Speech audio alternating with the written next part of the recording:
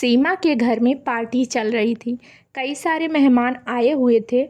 उसमें शहर के बहुत सारे समृद्ध और प्रभावशाली लोग भी थे। पार्टी बहुत भव्य और शानदार थी। सभी लोग सीमा की तारीफ कर रहे थे।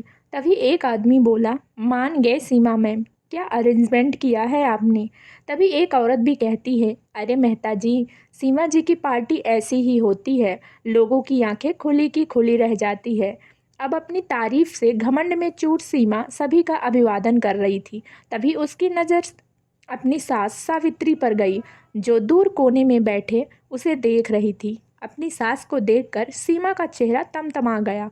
वो गुस्से में उसके पास गई और उसका हाथ खींचते हुए दूसरे कमरे में ले गई और चिल्लाकर बोली, अरे आप क्यों मेरे पीछे पड़ी रहती हैं। समझ में नहीं आता क्या। इतने बड़े बड़े लोग पार्टी में आए हुए हैं। मैंने कहा था ना कि आप बाहर मत आना, और बाहर आई भी तो इस घटिया साड़ी में। अरे आपकी इज्जत तो 2 कौड़ी की है, लेकिन मेरी तो नहीं है ना। देखिए, ये बेशर्मी छोड़िए, नहीं तो कहीं और चले जाइए। मेरी छाती पर मूंग मत दलिए। शराब के नशे में सीमा ने सावित्री को खूब खरी खोटी सुनाई। सावित्री चुपचाप अपनी बहू की जहर भरी बातों को सुनती रही और आंसू बहाती रही। सावित्री कहती है, समय ऐसा भी रंग दिखाएगा पता नहीं था।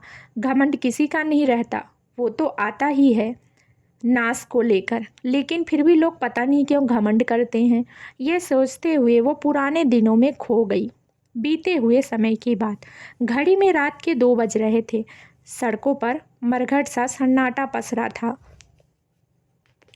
कुत्ते कभी भौंकते, कभी बिल्कुल खामोश हो जाते। घरों की लाइट ऑफ थी और लोग गहरी नींद के आगोश में थे।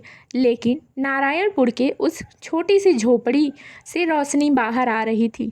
65 साल की सावित्री मशीन पर बैठे कपड़े सिल रही थी। सावित्री कहती है, अभी भी काफ़ी काम बाकी है। कल दोपहर तक मुझे ये सूट किसी भी हालत में रागिनी मैम साहब को देना है। सावित्री की बूढ़ी आंखों में नींद थी। उसके हाथ थक भी रहे थे, लेकिन उसे रुकना कहाँ था। हालांकि कुछ देर बाद नींद उस पर ज़्यादा ही हावी होने लगी, तो वह उठकर गई और अपनी आंखों पर पानी के छींटे मारने लगी। यह देखकर उसकी बहू सीमा, जो सावित्री के पास ही बैठी पढ़ाई कर रही थी, उसने कहा, माँ जी, आप थोड़ी देर आराम कर लेती। मैं देख रही हूँ कि आपको नींद आ रही है। सावित्री कहती है, अरे नहीं नहीं बहू, मुझे नींद नहीं आ रही है। मुझे यह काम कल तक ख़त्म करना है। देख, तू परेशान मत हो और तू अपनी पढ़ाई कर। तेरी परीक्षा नज़दीक है ना। तेरी तैयारी तो सही से हो रही है ना। सीमा कहती है, हाँ माँ जी, तैयारी तो हो रही है। अब देखिए परीक्षा का रिज़ल्ट कैसा आता है। वैसे भी मैंने तय कर लिया है। तभी सावित्री कहती है, क्या तय कर लिया है। सीमा कहती है कि यही कि अगर इस बार मेरा सिलेक्शन नहीं हुआ तो मैं आगे परीक्षा नहीं दूंगी। मैं आपके काम में हाथ बटाऊंगी। उसकी बातों को सुनकर सावित्री ने उसके मुंह पर अपनी उंगलियां रखी और कहा, बहू, ऐसा भूल कर भी मत कहना। क्यों नहीं होगा तेरा। क्यों नहीं करेगी तू पास परीक्षा। ज़रूर करेगी। अरे इतनी मेहनत करती है तू, मेहनत करने वालों की कभी हार नहीं होती। सावित्री अपनी बहू सीमा को सगी बेटी की तरह प्यार करती थी। 1 साल पहले की बात है। सीमा अपने पति राजेश और सावित्री के साथ एक रिश्तेदार की शादी में ट्रेन से जा रही थी। सीमा कहती है, अगर सही समय पर रिजर्वेशन नहीं मिला होता तो भारी मुसीबत हो जाती। सावित्री कहती है, बहू, वो लिट्टी रखी थी तूने। सीमा कहती है, हाँ माँ जी, रख ली थी। ट्रेन अपनी गति से चले जा रही थी। उनको शादी में संबलपुर जाना था, लेकिन संबलपुर पहुँचने के 1 घंटे पहले ट्रेन का भयानक एक्सीडेंट हो गया। हर ओर चीख पुकार मच गई। एक्सीडेंट में कई लोग मारे गए। राजेश भी काल के समुंदर में समा गया। सावित्री और सीमा भी इस एक्सीडेंट में घायल हो गए थे, लेकिन सीमा और सावित्री को इस दुर्घटना ने ऐसा जख्म दिया था जिसका दर्द वो उम्र भर नहीं भुला सकते थे। सीमा कहती है, अरे कई लोग मर गए तो फिर मुझे क्यों जिंदा छोड़ दिया भगवान आपने। क्यों। राजेश के बिना मैं कैसे जीऊँगी। तभी सावित्री कहती है, हिम्मत रख बहू, हिम्मत रख। होने का लिखा कौन मिटा सकता है। अपने इकलौते बेटे की असमय हुई मौत ने सावित्री को तोड़ दिया था। सीमा की भी जीने की इच्छा खत्म हो गई थी, लेकिन इसके बावजूद जीना तो था ही। सावित्री कहती है, बहू पता है जीवन का सत्य क्या है, यह रुकता नहीं है। जब तक हम संसार में रहेंगे तो चलना तो पड़ेगा ही। सीमा कहती है, लेकिन माँ जी कैसे चलेंगे, सहारा तो चला गया, अब जीने जीने की इच्छा ही नहीं रही। सावित्री ने कहा, बहू राजेश का जाना सच में अंतहीन पीड़ा वाला है, लेकिन जीना तो पड़ेगा ही, क्योंकि वो जहाँ भी है अगर हमें दुख में देखेगा तो क्या वो खुश रह पाएगा, हमें उसके लिए जीना होगा। सीमा कहती है, लेकिन माँ जी कैसे, सब कुछ कैसे होगा, राजेश की कमाई से ही तो घर घर का खर्चा चलता था, अब कहाँ से आएंगे पैसे, कैसे चलेगा घर का चूल्हा, कैसे किराया दिया जाएगा और कैसे सारी चीज़ें संभलेंगी।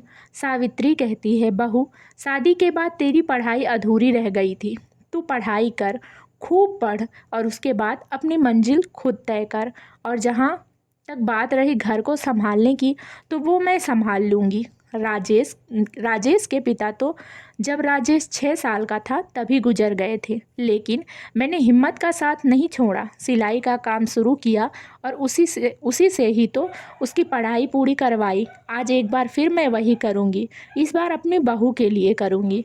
उसकी बात को सुनकर सीमा ने कहा, माँ क्या ये अच्छा लगेगा कि आप इस उम्र में काम करेंगी। नहीं नहीं, सिलाई कढ़ाई मैं कर लिया करूँगी, मैं संभाल लूँगी। सावित्री कही, नहीं बहू, अरे मैं इतनी भी बूढ़ी नहीं हुई हूँ, अभी मुझ में बहुत दम बाकी है, मैं तुम्हारा और अपना दोनों का ध्यान रख सकती हूँ। बस मन लगाकर पढ़, अपनी पढ़ाई पूरी कर और नौकरी की तैयारी कर।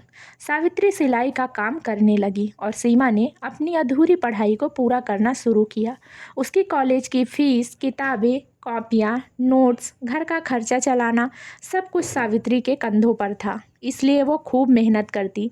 धीरे धीरे सावित्री की मेहनत और सीमा की लगन के कारण उसने एमए की परीक्षा फर्स्ट क्लास में पास की। सीमा ने कहा, ये सब आपका आशीर्वाद है माँ, नहीं तो मैं तो हिम्मत ही हार चुकी थी। सावित्री कही, अरे मेरा आशीर्वाद तो हमेशा तेरे साथ है, लेकिन मेरे आशीर्वाद से ज़्यादा तेरे कठिन परिश्रम ने अपना रंग दिखाया है। सीमा ने कहा, माँ जी कठिन परिश्रम तो आपने किया है मेरे लिए। पढ़ाई पूरी करने के बाद सीमा नौकरी के लिए परीक्षा देने लगी, लेकिन हर बार 1 या 2 नंबर से उसका सिलेक्शन छूट जाता।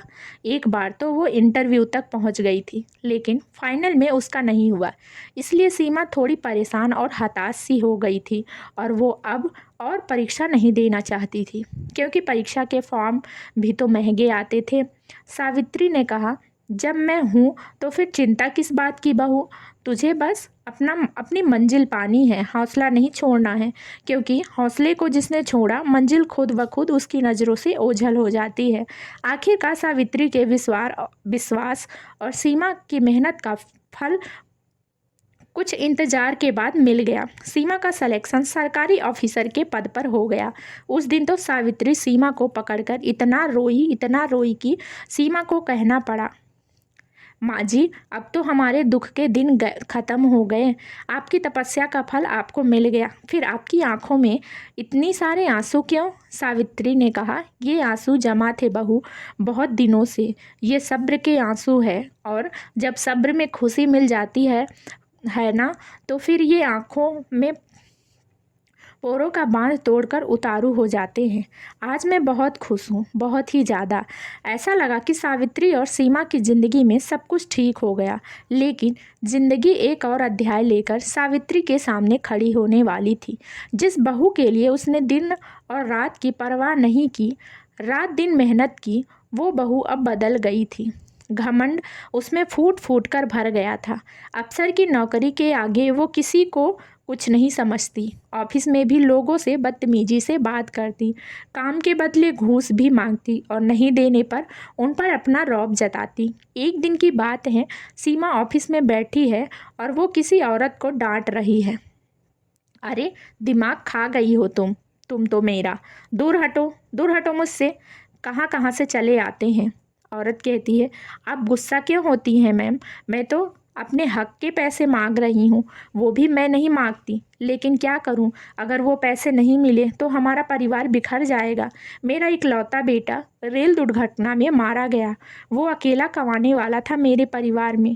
सोचा मुआवजे से जो पैसे मिलेंगे उससे एक सिलाई मशीन खरीदूंगी और अपने परिवार का पेट पाल लूंगी। मेरे मुआवजे के पैसे के लिए भी आपको पैसे चाहिए, मैं कहाँ से दूंगी पैसे, मेरे पास तो फूटी कौड़ी भी नहीं है। ये कहकर वो औरत रोने लगी। उसकी गर्भवती बहू जो वहाँ खड़ी थी वो अपनी सास को चुप कराने लगी। अपने सामने यह दृश्य देखकर सीमा अपने पिछले दिनों में पहुंच गई। सावित्री का चेहरा उसकी आंखों के सामने घूमने लगा। उसे उसकी तपस्या याद आने लगी। ना चाहते हुए भी उसकी आंखों से आंसू का सैलाब बाहर निकल आया। सीमा कहती है, आज मैं जो भी हूँ सब माँ जी के कारण हूँ, और जब मुझे सब मिल गया तो देखो कैसे घमंड ने मुझे अपने दलदल में फंसा लिया। माँ जी को नीचा दिखाया, ज़रूरतमंदों को नीचा दिखाने लगी। ये सब क्यों करने लगी मैं, क्यों? मुझसे गलती हुई है, भारी गलती हुई है मुझसे, मुझे ये गलती सुधारनी है। सीमा ने उसके मुआवजे की फाइल तुरंत पास की और ऑफिस से अपने घर को निकल गई। घर पहुंचकर वो सीधा अपनी सास के कमरे में गई। उसकी सास लेटी हुई थी। उसने उसके पाँव पकड़ लिए और उनसे माफ़ी मांगने लगी। सीमा ने कहा, माँ जी मुझे माफ़ कर दीजिए, पता नहीं मुझे किस बात का घमंड हो गया था।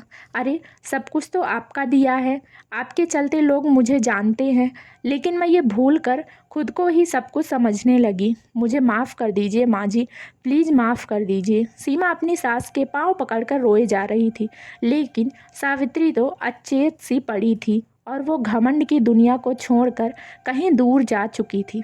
सीमा को जब अपनी सास के गुजरने का पता लगा तो रो रो कर उसका हाल बेहाल हो गया। वो बार बार खुद को कोसने लगी, लेकिन अब क्या होता, अब तो समय बहुत बीत चुका था, अब वह कुछ भी नहीं कर सकती थी। लेकिन अब उसे अपने जीवन की सबसे बड़ी सीख मिल गई, घमंड से दूर रहने की सीख। दोस्तों, उम्मीद करती हूँ कि आज की कहानी आपको पसंद आई होगी। अगर पसंद आई है तो आप वीडियो को लाइक करें, और अगर आप मेरे चैनल पर नए हैं तो चैनल को सब्सक्राइब ज़रूर करें, और हाँ, साथ ही आप बेल आइकन को भी प्रेस करें ताकि मेरी नेक्स्ट कहानी का वीडियो सबसे पहले आप तक पहुँचे।